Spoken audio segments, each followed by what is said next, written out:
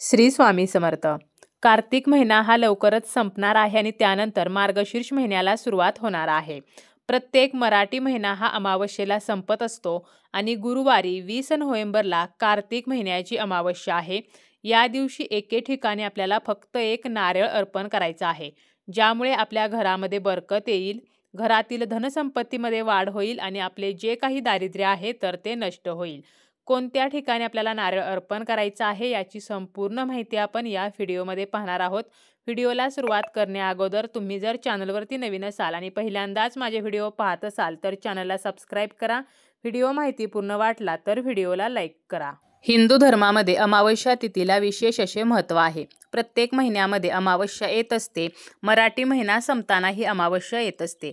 अमावस्येच्या दिवशी जर आपण लक्ष्मी प्राप्तीसाठी काही उपाय केले तर माता लक्ष्मी ही आपल्यावरती प्रसन्न होते आणि तिच्या आशीर्वादाने आपल्या जीवनातील आर्थिक समस्या, पैशासंबंधीच्या ज्या अडचणी आहेत तर त्या नष्ट होत असतात. आणि असाच एक उपाय म्हणजे आपल्याला नारळाचा उपाय करायचा आहे. नारळ हे फक्त एक फळ नाही तर धार्मिकदृष्ट्या नारळाला जिवंत अस्तित्व आहे. नारळाला सुद्धा माणसासारखे 2 डोळे आणि तोंड असते. तसेच नारळाच्या पाण्याला अमृत मानले जाते. नारळाला आपण श्रीफळ म्हणतो, म्हणजेच लक्ष्मी मातेचे फळ. हिंदू धर्मामध्ये यज्ञ, हवन, पूजाविधी, धार्मिक विधी यामध्ये नारळाला विशेष महत्त्व आहे. भगवान विष्णूने देवी लक्ष्मी, कामधेनू आणि नारळ यांना सोबत या जगामध्ये आणले होते. त्याचप्रमाणे पौराणिक कथेनुसार महर्षी विश्वामित्रांनी इंद्रदेवांवर रागावून वेगळा स्वर्ग निर्माण केला. यावर त्यांचे समाधान झाले नाही, म्हणून त्यांनी वेगळी पृथ्वी निर्माण करण्याचा विचार केला. सर्वप्रथम मानवी स्वरूपामध्ये नारळ निर्माण केले गेले. नारळामध्ये ब्रह्मा, विष्णू आणि महेश या 3ही देवतांचा वास मानला जातो. श्रीफळ हे शुभ, त्याचप्रमाणे सुखसमृद्धी, सन्मान आणि सौभाग्याचे प्रतीक आहे. नारळ जो आहे तर याला आपल्या हिंदू धर्मामध्ये अनन्यसाधारण असे महत्त्व दिले गेलेले आहे. तर अशा या नारळाचा आपण उपाय जो आहे तर तो अमावस्येच्या दिवशी करायचा आहे. नारळाशिवाय ज्याप्रमाणे कोणतेही धार्मिक कार्य पूर्ण होत नाही, त्याचप्रमाणे नारळाचे उपाय केले तर त्याचे 100% फळ हे मिळत असते. नारळाचा नैवेद्य सुद्धा देवतांना प्रिय आहे. नारळाचा बाहेरील जो भाग आहे तर तो अहंकाराचे प्रतीक मानला जातो आणि आतील जो पांढरा मऊ भाग असतो तर हा शांततेचे प्रतीक मानला जातो.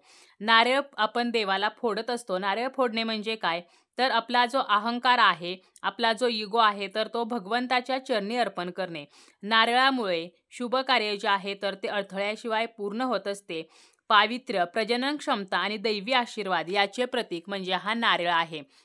या दिवशी जर आपल्याला एकाक्षी नारळ मिळाला तर याचा आपल्याला आवर्जून उपाय करायचा आहे. आणि जर एकाक्षी नारळ मिळाला नाही तर जो नारळ मिळेल त्याचा उपाय आपण केला तरी सुद्धा चालेल. एकाक्षी नारळ जो आहे तर तो जर आपल्याला मिळाला तर आपले भाग्य उजळते असे म्हटले जाते.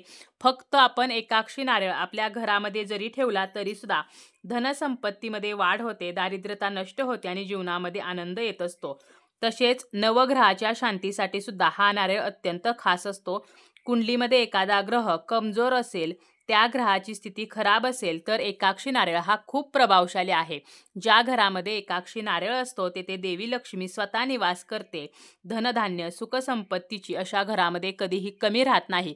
त्यामुळे एकाक्षी नारळ जर मिळाला तर आवर्जून आपल्याला तो नारळ घरी घेऊन यायचा आहे.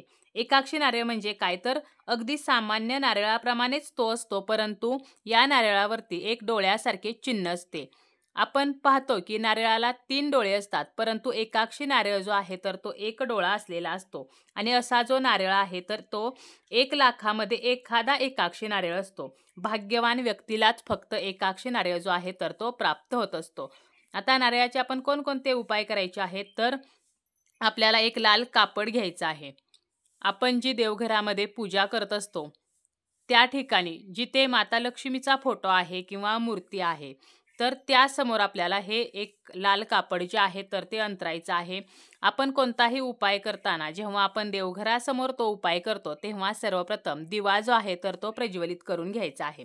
आता हे कापड देवी लक्ष्मी समोर अंतरल्यानंतर त्यावरती आपल्याला एक नारळ ठेवायचा आहे. नारळाची जी शेंडी आहे तर ती देवीकडे करून ठेवायचं आहे. नारळ हा न सोलता आपल्याला घ्यायचा आहे. यानंतर आपल्याला 11 नाणी घ्यायची आहेत. 1 रुपयाची, 2 रुपयाची आपल्याला 11 नाणी घ्यायची आहेत आणि ती सुद्धा या नारळासोबत ठेवायची आहेत. त्यानंतर आपल्याला माता लक्ष्मीचं स्मरण करायचं आहे आणि महालक्ष्मी अष्टकम जे आहे तर ते 16 वेळेला आपल्याला म्हणायचं आहे. 16 वेळेला शक्य नसेल तर किमान 3 वेळेला तरी महालक्ष्मी अष्टकम आपल्याला म्हणायचं आहे.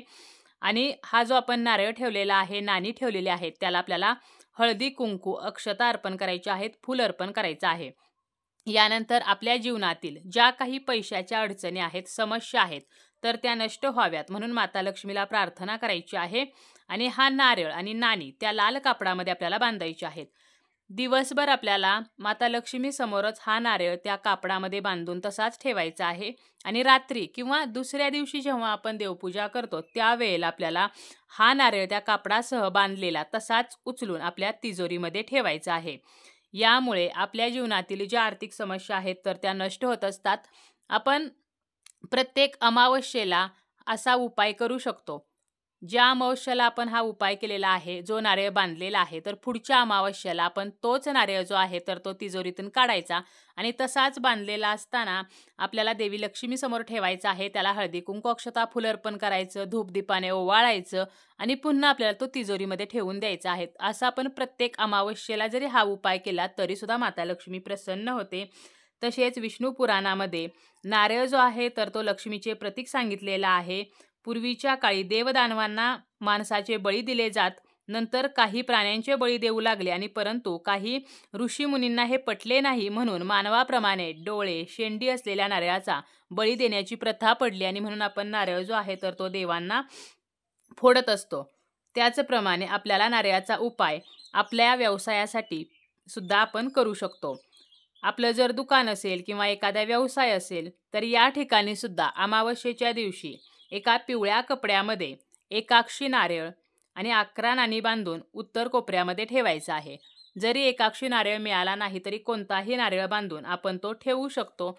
आणि यावरती सुद्धा आपल्याला लक्ष्मी मातेची सेवा करायची आहे. महालक्ष्मी अष्टकम आपण म्हणू शकतो किंवा लक्ष्मी मातेचा जो मंत्र येतो तर तो आपल्याला 108 वेळेला म्हणायचा आहे. आणि त्यानंतर आपल्या दुकानामध्ये किंवा ज्या ठिकाणी आपला व्यवसाय आहे तेथे उत्तर कोपऱ्यामध्ये असा नारळ पिवळ्या कपड्यामध्ये बांधून ठेवायचा आहे.